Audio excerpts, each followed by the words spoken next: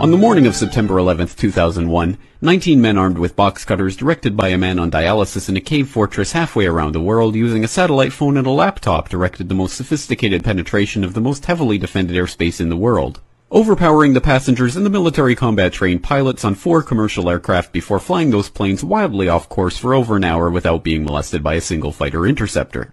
These 19 hijackers, devout religious fundamentalists who like to drink alcohol, snort cocaine, and live with pink-haired strippers, managed to knock down 3 buildings with 2 planes in New York, while in Washington a pilot who couldn't handle a single-engine Cessna was able to fly a 757 in an 8,000-foot descending 270-degree corkscrew turn to come exactly level with the ground, hitting the Pentagon and the budget analyst office where DoD staffers were working on the mystery of the $2.3 trillion that Defense Secretary Donald Rumsfeld had announced missing from the Pentagon's coffers in a press conference the day before, on September 10th, 2001.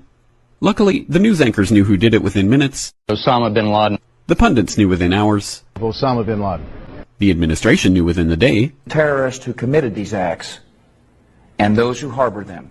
And the evidence literally fell into the FBI's lap. That a hijacker's passport was found blocks from the World Trade Center crash site, if you can believe that.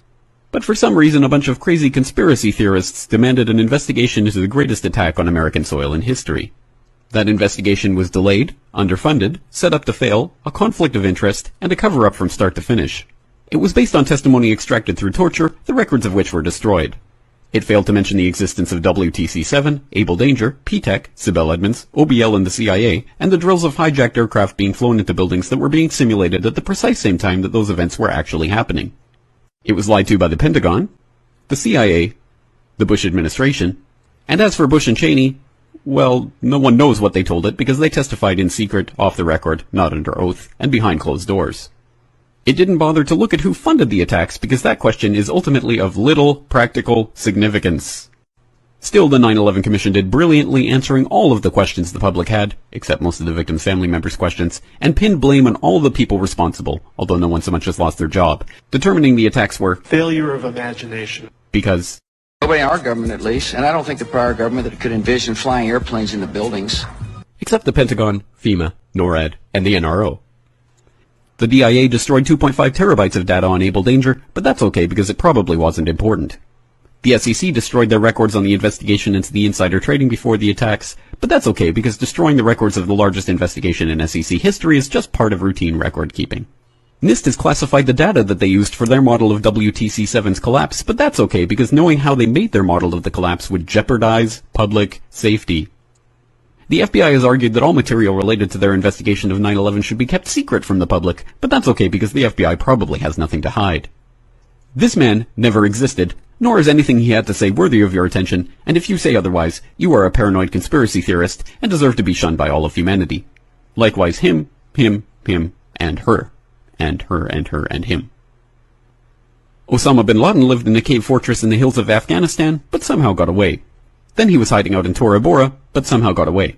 Then he lived in Abbottabad for years, taunting the most comprehensive intelligence dragnet employing the most sophisticated technology in the history of the world for a decade, releasing video after video with complete impunity and getting younger and younger as he did so, before finally being found in a daring SEAL team raid which wasn't recorded on video, in which he didn't resist or use his wife as a human shield, and in which these crack special forces operatives panicked and killed this unarmed man, supposedly the best source of intelligence about those dastardly terrorists on the entire planet.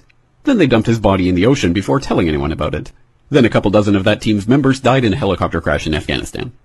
This is the story of 9/11, brought to you by the media which told you the hard truths about his head could be seen to move violently forward. And they took the babies out of the incubators.